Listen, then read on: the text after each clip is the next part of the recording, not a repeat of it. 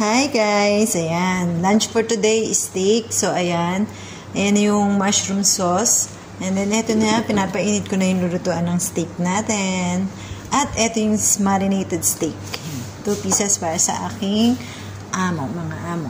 At eto na ang ating jacket potato and roasted vegetable. Ayan guys. So, later, papakita ko sa inyo yung arrangement niyan sa serving plate. Bye! Thank you for watching and God bless all. Hi guys! Ayan, luto na ang ating roasted vegetable. So, ayan.